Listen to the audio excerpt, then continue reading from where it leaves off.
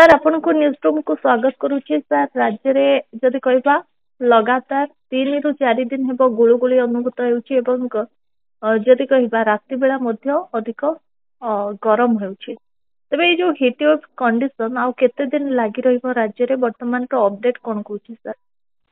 नमस्कार। वर्तमान आमर जो हीट ग्रीष्म प्रभाव चली 48 घंटा 16 मई की 18 तारीख जो समय सीमा रहुची समय सीमा रे प्रभावटा रहिबो मते लागुची कालीठू 17 तारीख तो धीरे धीरे तार जो मात्रा विस्तृति रे टिके ह्रास पाइबो 18 तारीख परे परे आर प्रभाव कमी जिवो 19 तारीख रु अपराह्न रु मते लागुची किछिटा कन्वेक्टिव एक्टिविटीज काल बैशाखी एक्टिविटीज आरंभ हम जोटा 24 तारीख पर्यंत चलो तेणु तापमात्रा नियंत्रण आसीज उपकूलवर्ती जिला मत लगुच 18 पर तार जो हीट कंडीशन रे रिलैक्सेशन आसीज पश्चिम ओडिशा रे लगुच सेमती 20 तारीख पर रिलैक्सेशन आसीज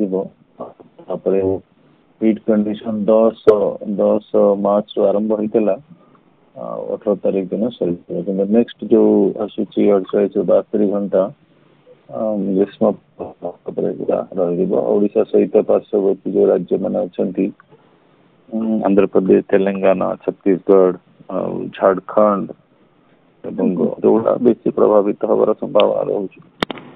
आज्ञा सर सर केवल खरा दिन वर्षा समय कहीं कुआपथर वर्षा होता है अन्य दिन रे जदि आमे कहिबा ता देखा मिल न था कौन सर नहीं कुआपथर वर्षा एवं 2-3 दिन तले मत लगुच दिल्ली अंचल भी होता कुआपथर वर्षा टिके वायुमंडलटा टिके भाया कंड्यूसिव हवा दरकार आउ स्थलभाग भी टिके ठंडा हवा दरकार यही सबू प्रक्रिया की कारण जो बरफ फॉर्म रे आपण स्थल भाग रे वर्षाटा देखुचंती आमे जनरली लिक्विड फॉर्म में देखि ताऊ वायुमंडल स्थल भागटा जदि टिके ठंडा रहिबो ताले से आइस फॉर्मटा आपनकर लिक्विड फॉर्म रे कन्वर्ट हो पारेनी आउ बरफ फॉर्म में ही पड़ जाए जोटा आमे कुआपथर वर्षा को वर्तमान से भाया परिस्थिति मत कहीं लगुनि कारण बहुत गरम परिस्थिति अच्छी ठंडा परिस्थिति हेले कुआपथर वर्षार संभावना रही है। सर भूपृष्ठरू केते किलोमीटर दूर वायुमंडल स्तर रे वर्षा जनित प्रक्रिया त्वरान्वित होता है कौन कहिबे सर। हाँ यहाँ भल प्रश्न किंतु आर जो उत्तरटा विभिन्न सिस्टम उपर डिपेंड करे जमती पश्चिमा झड़र गोटे प्रकार प्रक्रिया बात्यार गोटे प्रकार प्रक्रिया मनसून जो आमर लघुचाप क्षेत्र तार गोटे प्रक्रिया तापर काल बैशाखी वर्षा तार गोटे प्रक्रिया कि मोटामोटी जदि आप देखिए आमर वायुमंडल स्थल भाग 1.5 किलोमीटर नहीं कि जो 6 किलोमीटर 7 किलोमीटर जो डिस्टेंस टा थाए तार भितर ही मेजर आमर जो बादल सृष्टि करिवार जो प्रक्रिया तादरे संगठित हुए आउ किंतु बात्यारे आउ टिके बेसी डीप तार परिधि थाए किंतु वर्तमान मोटामोटी जो आमर ट्रॉपिकल बेल्ट रे जो सिस्टम माने रहंती वायुमंडल मध्य भाग रे यार बेसी प्रभाव देखा जाता है। सर आपण देखुथिबे बेले बेले कलाहांडिया मेघ घोटी आसे किंतु जो परिमाण रे वर्षा हेबा कथा ताहा होई न थाए किछि मात्रा रे वर्षा होता है बादल सब ता परे परे अवसरी जाए एमिति कोन पई होता है सर। वर्षा बहुत जटिल प्रकार जो प्रक्रिया रे वर्षा करै थाए गोटे आपण देखुचंती जो कलाहांडिया मेघ कि ऑप्टिकल प्रॉपर्टी से गोटे एस्पेक्ट वर्षार करिवार शक्ति से आउ गोटे प्रकार प्रक्रिया ताको आपण राडार थिले जानि परिबे न सैटेलाइट पिक्चर किछटा जानि परिबे तेणु सबु कलाहांडिया जो आपण कहउचंती सेटा वर्षा करिवा न करि पारे किंतु मोटामोटी जो कलाहांडिया जदि सिग्नेचर आसला ताले आपण जानि विचार वर्षा करिवार आर शक्ति अछि किंतु एमती ना जे सब जगह वर्षा करेबो आपण जोठी सेटा को ऑब्जर्व करूचंती मे बी तार किछि दूर रे वर्षा हेई पारे तेणु वर्षा करिवार जो प्रक्रियाटा टिके जटिल आ सेटा स्थान विशेष रे प्रभाव दिए। आज्ञा सर सर लघुचाप रु बात्या पर्यंत जो सब प्रक्रिया थाए आगरु ता धीरे धीरे त्वरान्वित हेउतला किंतु एबे जदि आमे कहिबा किछि वर्ष हेबो सेथिरे व्यतिक्रम ଦେଖିବାକୁ ମିଳୁଛି କଣ ପାଇଁ ସାର୍ ଦେଖାଯାଉଛି? ଏବେ ଯଦି କହିବା ଏବେ ହଠାତ୍ 24 ଘଣ୍ଟା ଭିତରେ ବହୁତ ଶୀଘ୍ର ଘନୀଭୂତ ହେଉଛି କଣ ପାଇଁ? ହଁ ଏଇଟା ଭଲ ପ୍ରଶ୍ନ ପଚାରୁଛନ୍ତି। ଏଇଟା ଆକ୍ଚୁଆଲି ଆମେ ତ କହୁଛୁ ରାପିଡ୍ ଇଣ୍ଟେନ୍ସିଫିକେସନ, ତୀବ୍ର ଘନୀଭୂତ ପ୍ରକ୍ରିୟା। ବଟ୍ ଆର ବର୍ଷ ଆଟଲାଣ୍ଟିକ ମହାସାଗରରେ ଗୋଟେ ମିଲ୍ଟନ ବୋଲି ବାତ୍ୟା ଥିଲା। ଆଜ୍ଞା 24 ରୁ 48 ଘଣ୍ଟା ଭିତରେ ଲଘୁଚାପ ଅବପାତ କ୍ଷେତ୍ରରୁ କ୍ୟାଟେଗୋରୀ 5 ସୁପର ସାଇକ୍ଲୋନ କି ଏକ୍ସଟ୍ରିମଲି ସିଭିୟର ସାଇକ୍ଲୋନ ହେଇଗଲା। ତେଣୁ ଏଇ ଯୋଉ ଆଜ୍ଞା ରାପିଡ୍ ଇଣ୍ଟେନ୍ସିଫିକେସନ ଯୋଉ ପ୍ରୋସେସ ଅଛି ସିଏ ବି ବହୁତ ଜଟିଳ। ତାର ପ୍ରୋସେସ କିଛିଟା ଆମର ବଙ୍ଗୋପସାଗର ଆମର ନିଜର ଷ୍ଟଡି ଅଛି ଯେ ଯୋଉ ସମୁଦ୍ର ତାପମାତ୍ରା, ସମୁଦ୍ର ତାପଜ କ୍ଷମତା, ତା ସହିତ ବାୟୁମଣ୍ଡଳର ସମୁଦ୍ର ସହିତ କଣ ସଂଶ୍ଳିଷ୍ଟ ରହୁଛି ଯୋଉଟା ଆମେ କହୁଛୁ ଏୟାର ଇଣ୍ଟରାକ୍ସନ, ଆଉ ଆଜ୍ଞା ତାପରେ ବି କ୍ଲାଉଡ ର ବାଦଲର ଯୋଉ ପ୍ରକ୍ରିୟା, ଏସବୁ ସଂଗଠନ ପ୍ରକ୍ରିୟାରେ ଯୋଉ ପ୍ରକାର ପ୍ରଭାବ ପକାଏ, ଏ ଗୋଟେ କମ୍ପ୍ଲେକ୍ସ ପ୍ରୋସେସ। କିନ୍ତୁ ଅବିକା ସେଇ ଜିନିଷଟା ବେଶୀ ଦେଖାଯାଉଛି। ଆଉ ପର୍ଟିକୁଲାରଲି ଯୋଉ ଆପଣ 3-4 ବର୍ଷ ହେଲା ଦେଖୁଛନ୍ତି ଖରା ଦିନିଆ ବାତ୍ୟାରେ ଏଇ ସବୁ ରାପିଡ୍ ଇଣ୍ଟେନ୍ସିଫିକେସନ ପ୍ରୋସେସ ଦେଖାଯାଉଛି। ଯେମିତି ଅମ୍ଫାନ ଥିଲା, ଫନି ଥିଲା, ସେଇଭଳିଆ ପରିସ୍ଥିତି ରହୁଛି। ତେଣୁ ଏଇଟାର ଆହୁରି ଅନୁସରଣ ଦରକାର ହଉଛି ଆର ଗୋଟେ ସଠିକ ପ୍ରକ୍ରିୟା ଜାଣିବା ପାଇଁ। କିନ୍ତୁ ହଁ ଏଇଟା ଗୋଟେ ନୂଆ ପରିବର୍ତ୍ତନ ରହୁଛି ଯୋଉ ଆମର ସିଷ୍ଟମର ଇଣ୍ଟେନ୍ସିଫିକେସନ ଉପରେ। ଆଜ୍ଞା ସାର୍। ସାର୍ ବର୍ତ୍ତମାନ ରାଜ୍ୟରେ ଅଧିକାଂଶ ଅଞ୍ଚଳ କଥା ଆମେ ଯଦି ଦେଖିବା ଗରମ ଗୁଳୁଗୁଳି ଅନୁଭୂତ ହେଉଛି, କିନ୍ତୁ ପାରାଦୀପ ଅଞ୍ଚଳ ଯୋଉ ରହିଛି କିମ୍ବା ଅନ୍ୟ ଯେକୌଣସି ସମୁଦ୍ର କୂଳିଆ ଅଞ୍ଚଳ ହେଉ, ସେ ସବୁ ଅଞ୍ଚଳରେ ରାତି ସମୟରେ ସମୁଦ୍ର ଆଡୁ ବର୍ଷା ବାଦଲ ଦେଖିବାକୁ ମିଳୁଛି। ଏହା କଣ ପାଇଁ ସାର୍? କାରଣ ବର୍ତ୍ତମାନ ତ ଓଡ଼ିଶାରେ ସମ୍ପୂର୍ଣ୍ଣ ଆକାଶ ନିର୍ମଳ ରହିଛି। ସାର୍ କଣ କହିବେ?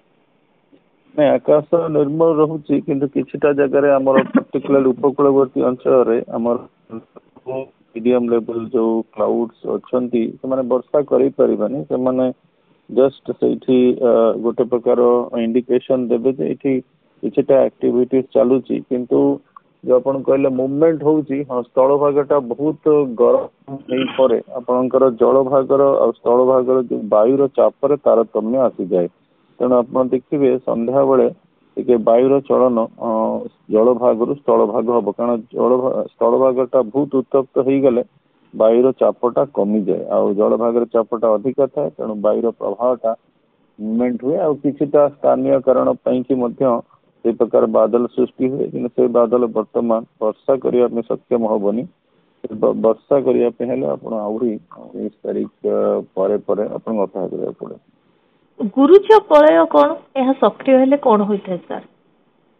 ଗୁରୁଚାପ ବଳ ଆମର ଯଦି ବାୟୁର ଯୋଉ ଚଳନଟା ଆମେ ତାକୁ କହୁଛୁ କ୍ଲକ୍ ୱାଇଜ ଆଉ ଆଣ୍ଟି କ୍ଲକ୍ ୱାଇଜ। ଲଘୁଚାପ ହେଲେ ଆଣ୍ଟି କ୍ଲକ୍ ୱାଇଜ ଚଳନ ହବ, ଗୁରୁଚାପ ହେଲେ କ୍ଲକ୍ ୱାଇଜ ଚଳନ ହବ।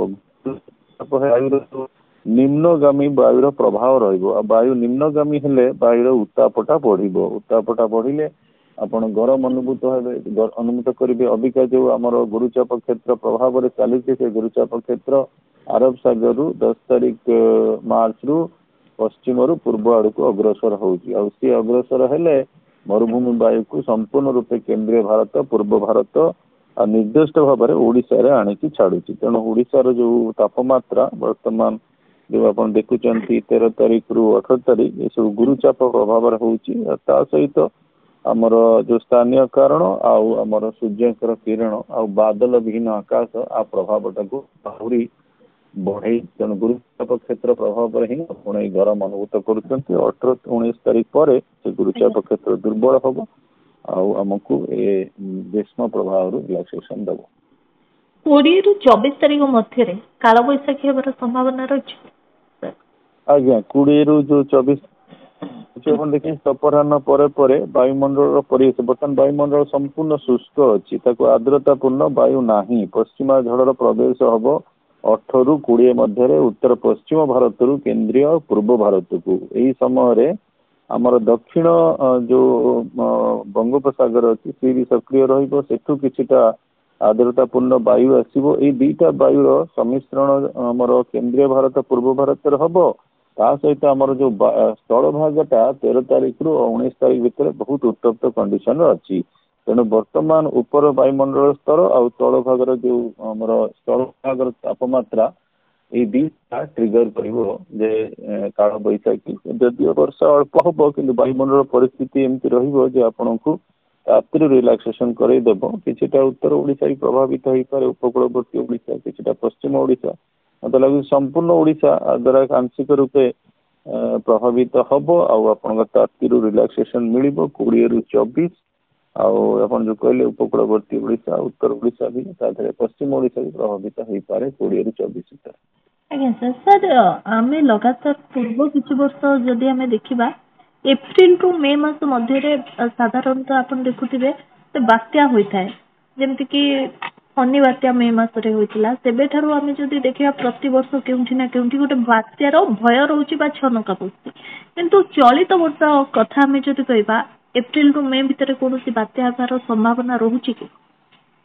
नहीं बर्तमान आप जो देखुं खरा दिनिया बात्या 2019 प्रति वर्ष गोटे गोटे बात्या आम बंगोपसागर सक्रिय हवा जो होची तेणु ता माने नुहे 25 रे हम कि मोटामोटी जो बात्यार जो वातावरण जो खरा दिनिया बात्या वातावरण बहुत अनुकूल परिवेश सृष्टि करुचे बंगोपसागर ये सब बात्या सृष्टि करने तेणु ए वर्ष कौन हम मत लगुच एप्रिल मस तो मत लगुनि किंतु मे मासरे हमको अपेक्षा करिया पड़िबो एप्रिल एंड परे कि मे प्रथम सप्ताह रे ए विषय आकलन करहब वर्तमान से विषय किसी कहीहबनी किंतु गोटे जिनस निर्दिष्ट भाव जना पड़ुछि जे मे मासरे बंगोपसागर बहुत अधिक सक्रिय होई बात्या गोटे प्रति वर्ष 2019 परे सृष्टि करुछि विगत 5 वर्ष। सर आपण देखुथिबे जेतेबेले वज्रपात होइथाय बा बिजुली मारुथाय तो सेतेबेले अनेक टीवी हो फ्रिज हो ए सबरो प्लग खोली देथांती जो माने भी चले थांती ता मध्ये बंद कर देथांती मोबाइल पे किछि क्षेत्र रे हमें देखिया को पाइथांती जे स्विच ऑफ करि देथांती कारण पोड़ी जीवार भय थाए अनेक मध्य नजर रही जे टीवी हो फ्रिज हो मोबाइल एमती वज्रपात जो पोड़ी जीवार भी चित्र सामना को आसे जदि एभली हुए तो एभली काहे हुए वज्रपात टीवी और फ्रिज कहीं पड़ी जाए वज्रपात बहुत बहुत बड़ एनर्जी मिलियन वोल्ट आपणकर मूवमेंट हुए इलेक्ट्रिकल जो चार्ज मु कहली बादल आउ स्थल भाग भितर तेणु से जो चार्ज टा सबू जदि आमर लाइटनिंग अरेस्टर थी जदि नथिबो से सब विभिन्न प्रकार तार प्रभाव देता इलेक्ट्रिकल एप्लायंसेस को तेणु एत गुड़ा इंटेंस चार्ज हठात किना आपणकर जदि एप्लायंस भितर चली से सब सर्किट को पोड़ीदेव तेणु से सेफ रोचे आपण चार्ज सर्ज प्रोटेक्टर भी मार्केट में मिलूँ सर्ज प्रोटेक्टर लगे ना बेस्ट हूँ आपण इलेक्ट्रिकल एप्लायंस को प्लग रू काढ़ी देवे ताफल कि आपणकर इंटेंस जो थंडरस्टॉर्म एक्टिविटीज रोचे सेतेबेले आपणकर एप्लायंसेस सेफली रहिबो। आज्ञा सर बहुत बहुत धन्यवाद सर आपन बहुत बहुत धन्यवाद सर आपन।